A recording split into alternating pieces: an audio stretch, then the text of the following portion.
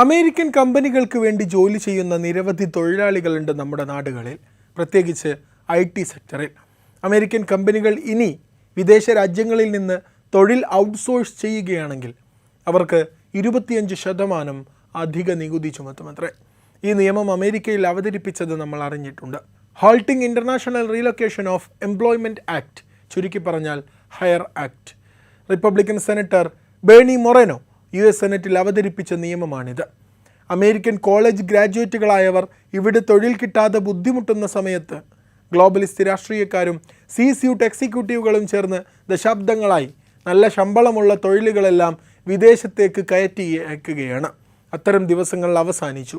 ഇതാണ് ഈ നിയമം അവതരിപ്പിക്കവേ സെനറ്റർ പറഞ്ഞത്. നോക്കാം ഈ നിയമത്തിൻ്റെ വിശേഷങ്ങൾ, ഒപ്പം ഇന്ത്യയെ ഈ നിയമം എങ്ങനെ ബാധിക്കുമെന്നും. എന്താണ് ഹയർ ആക്ട്? ആദ്യം ഈ നിയമം എന്താണെന്ന് നമുക്ക് ലളിതമായി മനസ്സിലാക്കാം. അമേരിക്കൻ കമ്പനികൾ പുറം രാജ്യങ്ങളിലെ, പ്രത്യേകിച്ച് ഇന്ത്യ പോലുള്ള രാജ്യങ്ങളിലെ ജീവനക്കാരെ വെച്ച് ജോലി ചെയ്യിപ്പിക്കുന്നത് സാധാരണമാണ്. ഇതിനെയാണ് നമ്മൾ ഔട്ട്സോഴ്സിംഗ് എന്ന് പറയുന്നത്. കൊച്ചിയിലും ബാംഗ്ലൂരിലുമെല്ലാം ഇങ്ങനെ പണിയെടുക്കുന്ന ആയിരക്കണക്കിന് കമ്പനികളുണ്ട്, തൊഴിലാളികളുണ്ട്, IT പ്രൊഫഷണലുകളുണ്ട്. കുറഞ്ഞ വേതനത്തിൽ മികച്ച കഴിവുള്ളവരെ ലഭിക്കും എന്നതാണ് കമ്പനികൾക്ക് ഇതുകൊണ്ടുള്ള ലാഭം. അതുകൊണ്ട് തന്നെ അമേരിക്കയിലെ തൊഴിലവസരങ്ങൾ കുറച്ച് ഇത് മറ്റുള്ള രാജ്യങ്ങൾക്ക് വേണ്ടി തൊഴിലുകൾ ഉണ്ടാക്കുകയാണ് എന്നൊരു വാദം അമേരിക്കയിലുണ്ട്. ഈ സാഹചര്യത്തിലാണ് ഹയർ ആക്ട് വരുന്നത്. ഈ നിയമം പ്രാബല്യത്തിൽ വന്നാൽ ഒരു അമേരിക്കൻ കമ്പനി തങ്ങളുടെ ജീവനക്കാരെ വിദേശ രാജ്യങ്ങളിൽ നിയമിക്കുമ്പോൾ അവർക്ക് ആ വരുമാനത്തിന്മേൽ 25% അധിക നികുതി നൽകേണ്ടി വരും. അമേരിക്കൻ കമ്പനികളെ അമേരിക്കയിൽ തന്നെ തൊഴിലവസരങ്ങൾ സൃഷ്ടിക്കാൻ പ്രേരിപ്പിക്കുക എന്നതാണ് ഈ നിയമത്തിൻ്റെ പ്രധാന ലക്ഷ്യം. മേക്ക് ഇൻ അമേരിക്ക എന്നതിന് സമാനമായി ഹയർ ഇൻ അമേരിക്ക എന്നൊരു നയം കൂടി ഇതിലൂടെ നടപ്പിലാക്കാൻ ശ്രമിക്കുന്നു. ഈ ഔട്ട്സോഴ്സ് ടാക്സ് 2025 ഡിസംബർ 31 ശേഷമുള്ള പേയ്മെൻറ്റുകൾക്ക് ബാധകമാകുമത്രേ. കൂടാതെ ഈ ടാക്സിൽ നിന്നുള്ള വരുമാനം ഡൊമസ്റ്റിക് വർക്ക് ഫോഴ്സ് ഫണ്ട് എന്നൊരു ട്രസ്റ്റ് ഫണ്ടിലേക്ക് പോകും. ഈ ഫണ്ട് അമേരിക്കയിലെ അപ്രന്റീസ്ഷിപ്പ് പ്രോഗ്രാമുകളെയും തൊഴിൽ വികസന പദ്ധതികളെയും സഹായിക്കുകയും ചെയ്യും. എന്തുകൊണ്ടാണ് ഇങ്ങനൊരു നിയമം വരുന്നത്? ഇങ്ങനൊരു നിയമം കൊണ്ടുവരാൻ പല കാരണങ്ങളുണ്ട്. പ്രധാനമായും അമേരിക്കൻ പൗരന്മാർക്ക് കൂടുതൽ തൊഴിലവസരങ്ങൾ സൃഷ്ടിക്കുക എന്നതാണ് പ്രധാന ലക്ഷ്യം. അമേരിക്കൻ തൊഴിലാളികളെ ജോലിക്കെടുക്കാൻ കമ്പനികളെ പ്രോത്സാഹിപ്പിക്കണം. മറ്റൊന്ന് ദേശീയ സുരക്ഷ സംബന്ധിച്ച പ്രശ്നങ്ങളാണ്. ചിലപ്പോൾ സെൻസിറ്റീവായ വിവരങ്ങൾ കൈകാര്യം ചെയ്യുന്ന ജോലികളുണ്ടാകും. ഈ ജോലികളെല്ലാം വിദേശ പൗരന്മാർക്ക് ഔട്ട്സോഴ്സ് ചെയ്തു കൊടുത്താൽ ദേശീയ സുരക്ഷയെ ബാധിക്കുമെന്നൊരു വാദവും കൂടിയുണ്ട്. അതോടൊപ്പം അമേരിക്കൻ സമ്പദ് വ്യവസ്ഥയെ ഉത്തേജിപ്പിക്കുക, നികുതിയിലൂടെയുള്ള വരുമാനം വർദ്ധിപ്പിക്കുക, ഇങ്ങനെയുള്ള ലക്ഷ്യങ്ങളും ഈ നിയമത്തിന് പിന്നിലുണ്ട്. ഇനി നമുക്ക് ഏറ്റവും പ്രധാനപ്പെട്ട ചോദ്യത്തിലേക്ക് വരാം. ഈ നിയമം ഇന്ത്യയെ എങ്ങനെയാണ് ബാധിക്കാൻ പോകുന്നത്? ഒരുപക്ഷെ ലോകത്തെ ഏറ്റവും കൂടുതൽ ഔട്ട്സോഴ്സിംഗ് ജോലികൾ ലഭിക്കുന്ന രാജ്യങ്ങളിൽ ഒന്നാണ് ഇന്ത്യ. ഇവിടെ അത്ര വില കുറച്ച് നിപുണരായ തൊഴിലാളികളെ കിട്ടും എന്നത് തന്നെ കാരണം. പ്രത്യേകിച്ച് IT, BPO, business process outsourcing മേഖലകളിൽ വ്യാപകമാണിത്. ഇന്ത്യയുടെ 250 മുതൽ 280 വരെ ബില്യൺ ഡോളർ വരുമാനമുള്ള IT മേഖല, അതിൽ ഏതാണ്ട് 65% ലാഭവും റവന്യൂവും വരുന്നത് അമേരിക്കയിൽ നിന്നാണ്.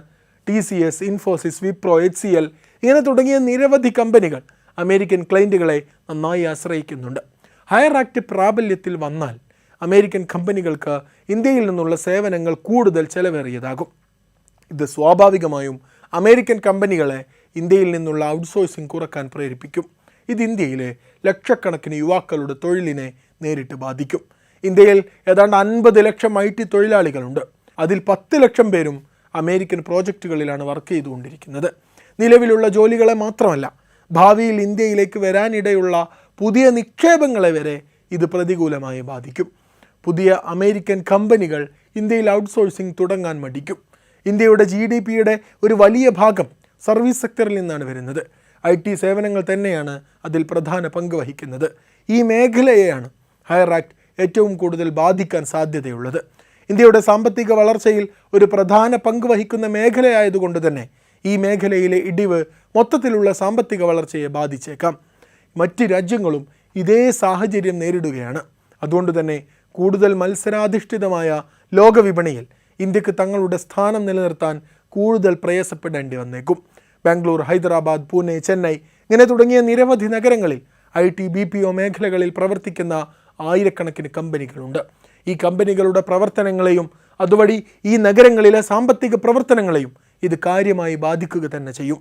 മാത്രമല്ല, ഔട്ട്സോഴ്സിംഗ് കുറഞ്ഞാൽ ആധുനിക സാങ്കേതിക വിദ്യകളിൽ ഇന്ത്യക്കാർക്ക് ലഭിക്കുന്ന പരിശീലനത്തെയും നൈപുണ്യ വികസനത്തെയും ഇത് ബാധിച്ചേക്കാം. ഈ വെല്ലുവിളിയെ നേരിടാൻ ഇന്ത്യക്ക് ചില കാര്യങ്ങൾ ചെയ്തേ പറ്റൂ. ആഭ്യന്തര ഉൽപ്പാദനം പ്രോത്സാഹിപ്പിക്കണം.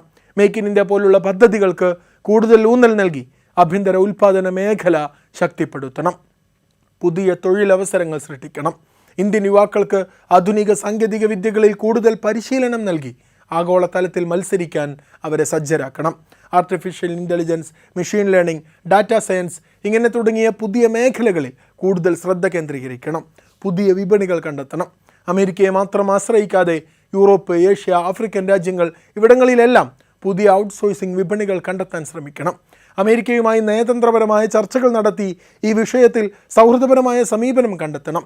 ഗവേഷണത്തിലും വികസനത്തിലും കൂടുതൽ നിക്ഷേപം നടത്തി പുതിയ ഉൽപ്പന്നങ്ങളും സേവനങ്ങളും വികസിപ്പിക്കണം. ഇതിൻ്റെ ഒരു സേവനദാതാവിൽ നിന്ന് മാറ്റി ഒരു ഇന്നൊവേഷൻ ഹബ്ബാക്കി മാറ്റാൻ സഹായിക്കും. ചെറുകിട ഇടത്തരം സംരംഭങ്ങളെ പിന്തുണച്ച് പുതിയ തൊഴിലവസരങ്ങൾ സൃഷ്ടിക്കണം. ഇതെല്ലാം ചെയ്യണമെങ്കിൽ ഗവൺമെൻറ് വിചാരിക്കണം. ഹയർ ആക്ട് നിലവിൽ ഒരു നിർദ്ദേശം മാത്രമാണ്. ഇത് നിയമമായി മാറുമോ ഇല്ലയോ എന്ന് ഇപ്പോൾ പറയാൻ കഴിയില്ല. എങ്കിലും ഇങ്ങനെയൊരു നിയമത്തിൻ്റെ സാധ്യതകളെക്കുറിച്ച് ഇന്ത്യ ഗൗരവമായി കാണണം. ആഗോള സമ്പദ് വ്യവസ്ഥയിൽ മാറ്റങ്ങൾ സംഭവിക്കുമ്പോൾ അതിനനുസരിച്ച് നമ്മുടെ നയങ്ങളും തന്ത്രങ്ങളും മാറേണ്ടത് അനിവാര്യമാണ്. ഇന്ത്യയുടെ കരുത്ത് അതിൻ്റെ യുവജനതയാണ്, അവരുടെ കഴിവുകളാണ്. ഈ കഴിവുകളെ ശരിയാം വിധം ഉപയോഗിച്ച് പുതിയ അവസരങ്ങൾ കണ്ടെത്താനും വെല്ലുവിളികളെ അതിജീവിക്കാനും നമുക്ക് കഴിയും. ആഗോളതലത്തിൽ ഒരു പുതിയ സാമ്പത്തിക ക്രമം രൂപപ്പെടുമ്പോൾ അതിൽ ഇന്ത്യക്കൊരു പ്രധാന പങ്ക് വഹിക്കാൻ സാധിക്കുമെന്ന് നമുക്ക് പ്രത്യാശിക്കാം. ഹയർ ആക്ട് ഒരു താൽക്കാലിക പ്രതിസന്ധി മാത്രമായി കാണണം. അതിനെ അതിജീവിക്കാനുള്ള ഒരു പാഠമായി കരുതി നമ്മൾ മുന്നോട്ട് പോകണം.